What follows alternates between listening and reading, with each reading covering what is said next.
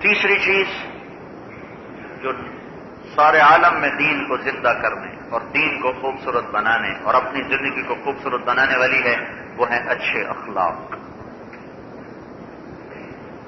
تبلیغ کا حکم ایک دفعہ اللہ نے دیا اور اخلاق کا حکم 2 دفعہ دیا، اور ایسے دیا ہے، ایسے۔ یہ میری انگلیاں دیکھو، خذ العفو، یہ اوپر ایک سطر آتی ہے، خذ العفو، اے میرے نبی درگزر کرنے کو پکڑ لے، درگزر کرنے کو پکڑ لے۔ درگزر کرنا تو ایک صفت ہے، ایک صفت ہے، تو صفت کو تو پکڑا نہیں ہے، تمسک ہوتا ہے، تمسک۔ تمسک بالعفو فاستمسک واستمسک بالعروۃ الوثقی۔ صفات، صفات، صفات کو تھامنے کے لیے عربی زبان میں تمسک کا لفظ آتا ہے، اور مادی چیز کو پکڑنے کے لیے آخذہ کا لفظ آتا ہے، آخذہ۔ تو یہاں اللہ تعالیٰ معاف کرنے، درگزر کرنے کو بیان یوں فرما رہا ہے کہ جیسے وہ ایک مادی چیز ہے اور اللہ کہہ رہا خود پکڑ لو، ہاتھ سے جانے نہ پائے۔ تو یہ یوں دیکھو، خذ العفو، یہ اوپر، وأمر بالعرف، میرے نبی تبلیغ کر، بھلائی کا حکم کر، وأعرض عن الجاہلین، اور زیادتی کرنے والوں سے درگزر کر۔ یہ اوپر بھی اخلاق ہیں، نیچے بھی اخلاق ہیں، بیچ میں تبلیغ ہے، تو یہ اخلاق کیپسول کی طرح ہے اور تبلیغ دوا کی طرح ہے۔ اس وقت جتنا تبلیغ کا کام ہو رہا ہے کیپسول کے بغیر ہو رہا ہے، اور یہ پوری دنیا میں ہلچل مچا رہا ہے۔ جب اس کے اوپر اخلاق کا کیپسول آئے گا تو یہ کیا گل کھلائے گا۔ طنز کرنا، مشورے کے نام پر ذلیل کرنا،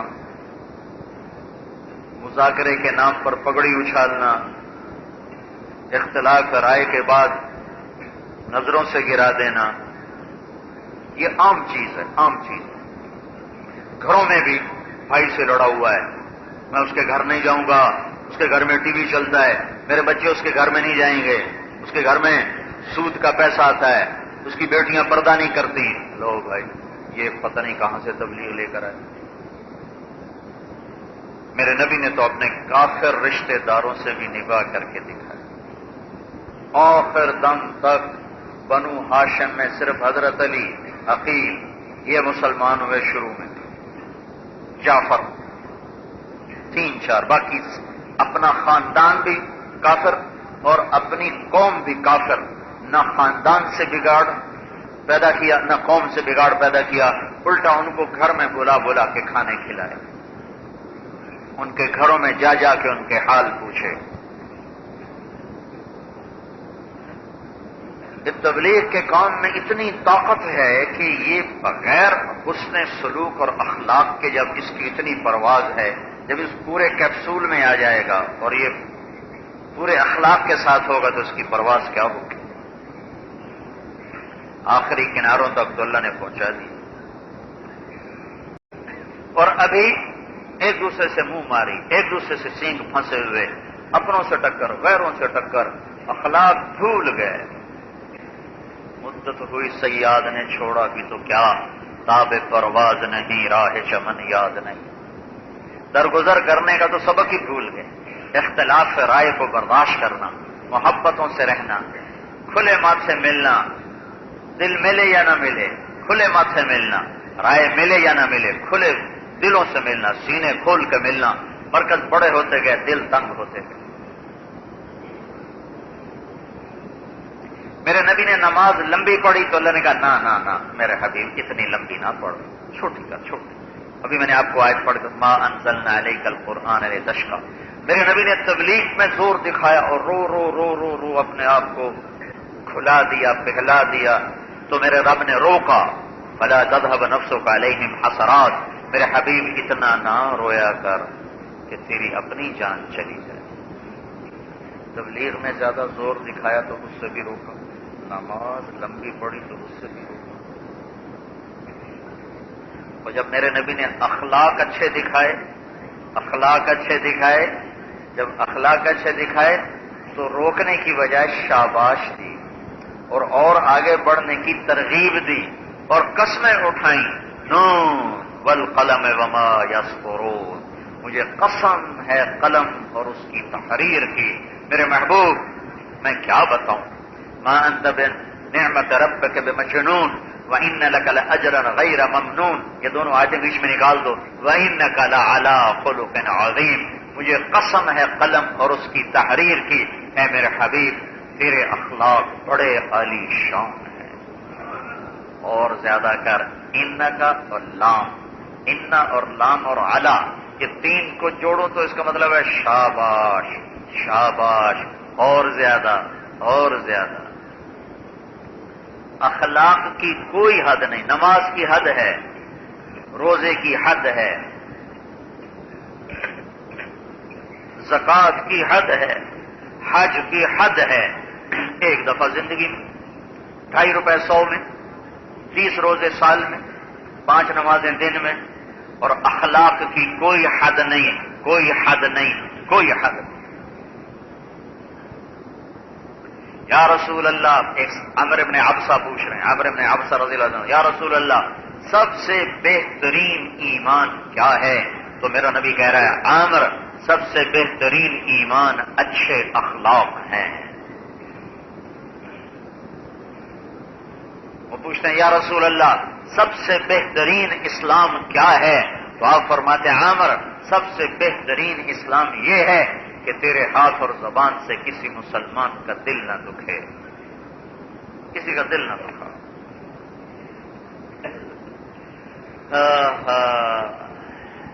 مسجد ڈھا دے مندر ڈھا دے پر نہ ڈھائیں دل کسی دا۔ میاں محمد صاحب کا، پنجابی کا علامہ اقبال ہے میاں محمد،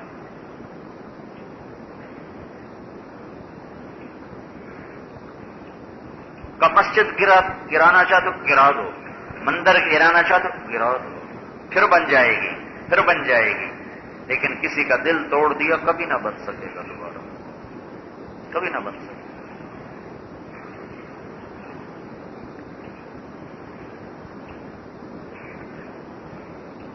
دل کو شیشے سے تشبیہ دی جاتی ہے شاعری میں، شاعری میں دل کو شیشے سے تشبیہ دی جاتی ہے۔ کیوں دی جاتی ہے؟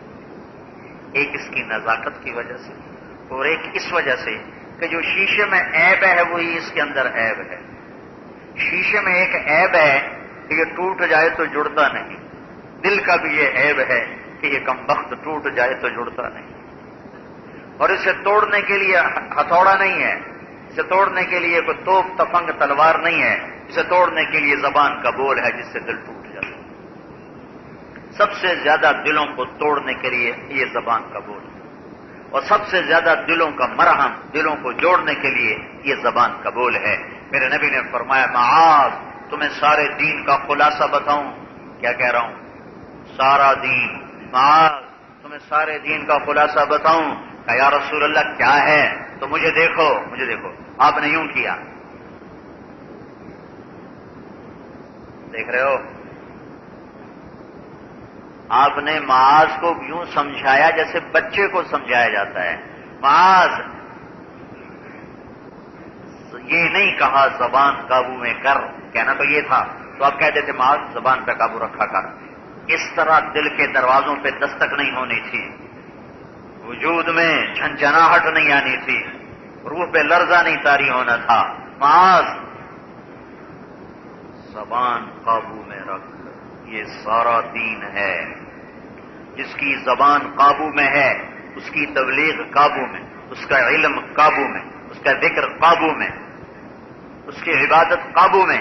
جس کی زبان آزاد ہے نہ اس کا دین ہے، نہ تبلیغ ہے، نہ ذکر ہے، نہ علم ہے، کچھ نہیں۔ اخلاق کے بغیر نہ تبلیغ ہے، نہ دین ہے، نہ ذکر ہے، نہ تلاوت ہے۔ اور میں ایک دکھ درد سے کہتا ہوں کہ میرا مشاہدہ ہے، میں 40 سال ہو گئے پھرتے ہوئے، کہ مدرسوں کی محنت، خانقاہوں کی محنت، تبلیغ کی محنت سے عبادت بنی ہے، اخلاق ابھی نہیں بنے۔ اخلاق بنانے کے لیے رگڑائی پسائی زیادہ چاہیے، اور یہ نمبر بیچارہ مسکین ہو گیا، یتیم ہو گیا، تبلیغ والوں نے اس کو بولنا ہی چھوڑ دیا، نہ علماء بولتے ہیں نہ تبلیغ والے بولتے ہیں۔ مولانا الیاس صاحب نے تو چوتھا نمبر رکھا تھا اکرام مسلم. اس کے بغیر تبلیغ مکمل نہیں ہے، ادھوری ہے. تمہیں سہ جانا نہ آئے، تمہیں درگزر کرنا نہ آئے، تمہیں غیبت سے رکنا نہ آئے تو تمہارا دین ضائع ہو گیا. تو دین کا زیور، تبلیغ کا زیور، علم کا زیور، ذکر کا زیور، معاشرت کا زیور، گھر کا زیور، بازار کا زیور، تجارت کا زیور، سیاست و زراعت اور حکومت اور عدالت کا زیور وہ اچھے اخلاق، وہ اچھے اخلاق، وہ اچھے اخلاق. اور اچھے اخلاق تین چیزوں کا نام ہے. صرف یوں ہاتھ جوڑنے کا نام اخلاق نہیں، سائیں سائیں کرنے کا نام اخلاق نہیں ہے. تین چیزوں کا نام اچھے اخلاق ہے. تصل من قطعک وتعطی من حرمک وتعفو عن من ظلمک. جو توڑے اس سے جوڑو، جو زیادتی کرے، جو محروم کرے اسے عطا کرو، جو زیادتی کرے اسے معاف کرو. جو توڑے اس سے جوڑو، جو محروم کرے اسے عطا کرو، جو زیادتی کرے اسے معاف کرو. اللہ کی قسم یہ اتنا مشکل کام ہے کہ پہاڑ سر پہ اٹھانا آسان ہے اور یہ کرنا مشکل ہے. مشکل کام پہ ضمانت دی جاتی ہے تو میرا نبی گارنٹر بنا کہ اے میری امت میں ضامن، میں محمد الرسول اللہ ضامن، تم یہ تین کام کر لو، جنت الفردوس میں گھر میں لے کے دوں گا. جنت نہیں، جنت نہیں، جنت الفردوس، جنت الفردوس میں گھر لے کے دوں گا.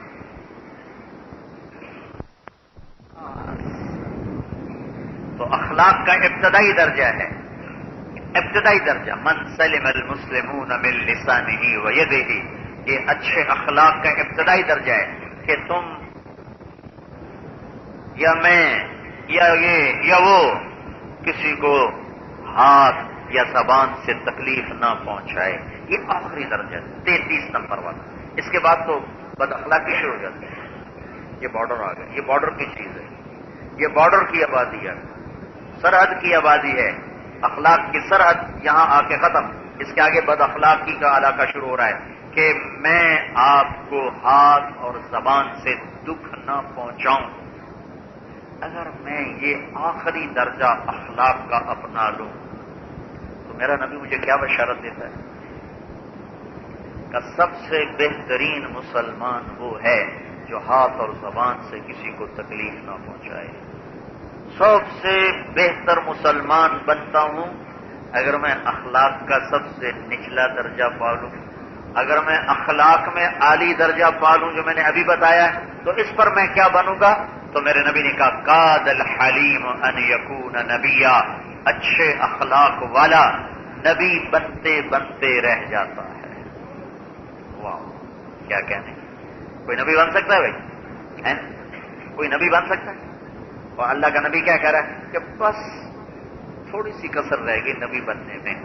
مطلب یہ ہے کہ وہ نبی نہیں ہے لیکن نبوت کو چھوڑ کر باقی ہر فضیلت والا ہو گیا.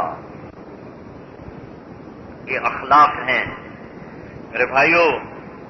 ایک دوسرے کو برداشت کرنا سیکھو. آپس کے توڑ نے مسجدوں کا کام ختم کر دیا، مرکزوں کی رونق ختم کر دی. اور پیچھے کوئی بڑی لڑائیاں نہیں ہیں، زبان کے بول ہیں. پر کیا کریں، زبان کا بول شے ایسی ہے کہ دل چیر کے رکھ دیتا ہے، اور شے ایسی ہے کہ بڑے بڑے گھاؤ بھر دیتا ہے. ایک میٹھا بول بڑے بڑے زخم بھر دیتا ہے اور ایک کڑوا بول وہ جگر کے پار ہو جاتا ہے. اور سال ہا سال اس کی کڑواہٹ اندر سے نکلتی نہیں. تو چپ رہنا سیکھو، چپ رہنا سیکھو، چپ رہنا سیکھو. کس سے؟ دل آزاری کے بول سے، غیبت کے بول سے، طنز کے بول سے، تانے کے بول سے. اور گھر اس کا زیادہ حقدار ہے. بیوی سے سب سے زیادہ محبت کا بول بولو کہ وہ تمہارے لیے اپنی عزت پیش کرنے والی ہے، تمہارے بچے جننے والی ہے، تمہیں کھانا کھلاتی ہے، تمہارے کپڑے دھوتی ہے. سب سے زیادہ میٹھے بول کی حقدار تمہاری بیوی ہے. تمہاری ماں ہے اگر زندہ ہے، تمہارا باپ ہے اگر زندہ ہے تو سب سے زیادہ میٹھے بول کے یہ رشتے ناتے حقدار ہیں. ماں باپ کو راضی کر کے تبلیغ میں لگا کے تبلیغ کا کام کرو. ان کی دعائیں لے کر آگے بڑھو۔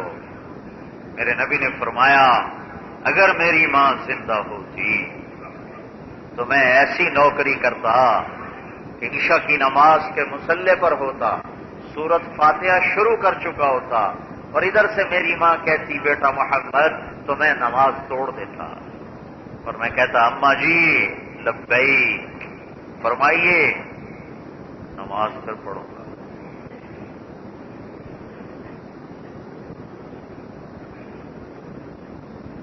یہ اخلاق، جہاں رشتے گہرے ہوتے ہیں وہاں اخلاق کی ڈیمانڈ زیادہ ہو جاتی ہے، مطالبہ زیادہ ہو جاتا ہے۔ ماں ہے اف نہ کر،